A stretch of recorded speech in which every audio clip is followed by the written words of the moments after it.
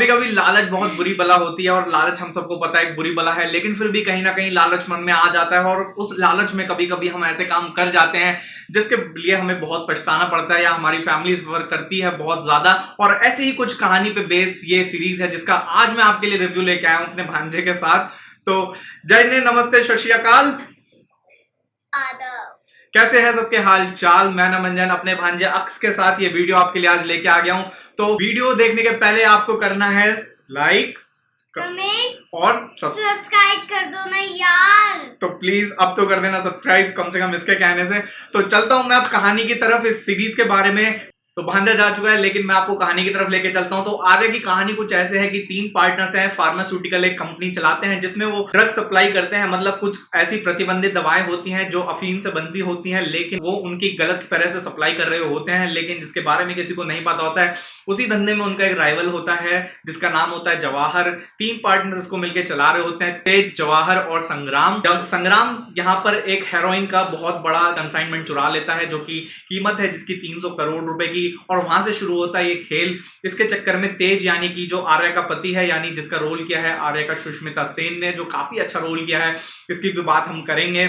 और तेज को यहाँ पर गोली मार दी जाती है। उसके बाद शुरू होता है खेल आर्या का, यानी आर्या फिर क्या करती है, कैसे उस कंपनी को चलाती है, क्या क्या उसको स्ट्रगल होते हैं फिर, और कैसे कहानी आगे बढ़ती है, क्या होता है जवाहर और संग्राम के साथ। ये सब कहानी इस बेस्ड पे है। 9 एपिसोड की ये सीरीज है और कहानी में थोड़ा थोड़ा ट्विस्ट आपको हर एपिसोड के बाद देखने के लिए मिलेगा।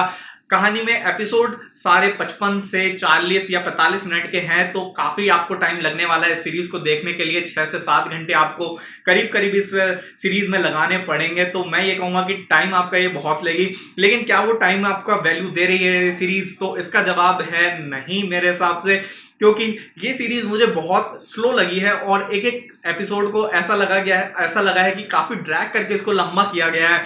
मुझे नहीं पता है कि एडिटर के मन में क्या था या डायरेक्टर के मन में क्या था, या वो कैसे कहानी को पोर्ट्रे करने वाले थे, क्योंकि कहानी थोड़ी सी अलग है, ड्रग्स पे बेस्ड है। और ऐसी कहानी हमने एक पारिवारिक ड्रामा जिसमें होता है और 2 परिवार उलझे हों, उनको नहीं देखा है ऐसे इतने इंडल्ज। लेकिन मैं ये कहूंगा कि कहानी काफी ड्रैग कर दी गई है, लंबा कर दी गई है, और इवेंट्स काफी स्लोली हो रहे हैं जिससे हमें ये थोड़ा सा बोरिंग लग जाती है। और मैं सच कहूं तो मैंने बस रिव्यू के लिए पूरी सीरीज देखी है, वरना मैं ये पूरी सीरीज नहीं देखता। ये कुछ इस सीरीज में चीजें हैं। तो जो सीरीज में मेन चीज है जो मुझे बहुत इफेक्ट करी है इस सीरीज के बारे में, वो ये है कि इसमें तो फैमिली ड्रामा दिखाया, और मॉडर्न फैमिली का ड्रामा आजकल हम लोग समझ नहीं पा रहे हैं कि क्या दिखाने की कोशिश करी जाती है। और इसमें सबसे ज्यादा जो मुझे अजीब चीज लगी है वो है चाइल्ड अब्यूज, या फिर बच्चों का जो ड्रग्स लेना है या फिर उनका स्मोकिंग करना है, और वो सब दिखाना इस सीरीज में जो मुझे काफी हद तक चुभा है, मैं ये कहूंगा।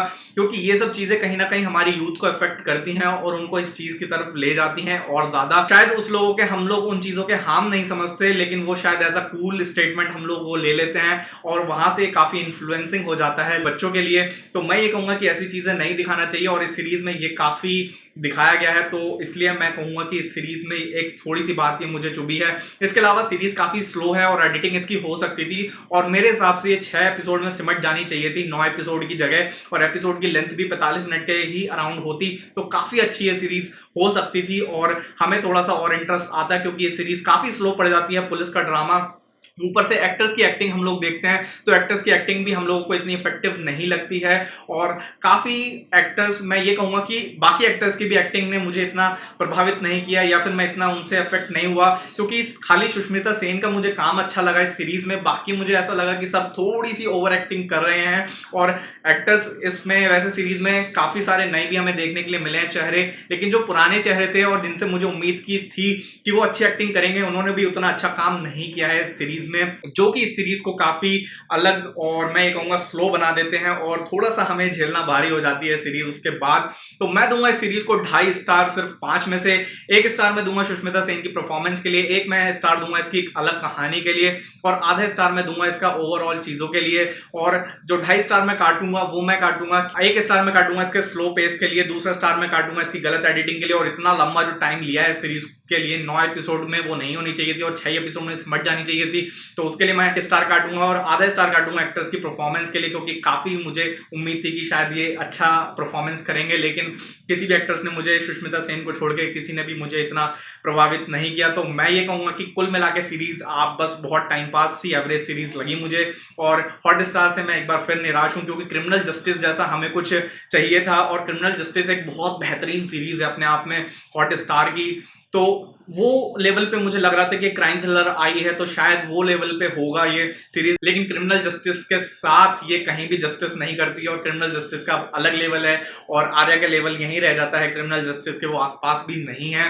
तो आप प्लीज ऐसा मत सोचना, अगर कोई भी कह रहा है आपको कि क्रिमिनल जस्टिस से बढ़िया है या फिर उससे बढ़िया है, तो बिल्कुल मानने की जरूरत नहीं है, क्योंकि ये सीरीज बिल्कुल भी क्रिमिनल जस्टिस के कहीं भी आसपास नहीं आती है। और मैं ये कहूंगा कि ये सीरीज आप अपनी फैमिली के साथ देख सकते हो, अगर नॉर्मल केसेस वगैरह अलाउड है और आप लोगों को वो देखने में कोई भी प्रॉब्लम नहीं होती है, तो आप ये सीरीज फैमिली के साथ देख सकते हो, नहीं तो अकेले में ये सीरीज देख लेना, क्योंकि काफी किसिंग सीन्स हैं जो जबरदस्ती मुझे लगे इस सीरीज में ठूसने की कोशिश की गई है, ताकि थोड़ा सा लोगों का इंटरेस्ट बनाया जा सके, लेकिन वो भी हमें प्रभावित नहीं करता और कहीं भी वो हमारा इंटरेस्ट लेके नहीं आता है। और आई थिंक मेकर्स को ये बात सीख जानी चाहिए कि लोग अब ये सब देखने के लिए सीरीज में नहीं आते, उनको स्ट्रॉन्ग स्टोरी देखना पसंद होती है, जैसे कि मैं तो पर्पजली स्ट्रॉन्ग स्टोरी ही पसंद करता हूँ हमेशा, और इसलिए मैं ये कहूंगा कि मुझे सीरीज इतनी प्रभावित नहीं करती है। तो आप लोग भी देख सकते हो, आई थिंक पहले एपिसोड में आपको अंदाजा हो जाएगा देख के, बाकी आपका डिसीजन रहेगा इसको देखने के लिए कि क्या आपका डिसीजन रहता है।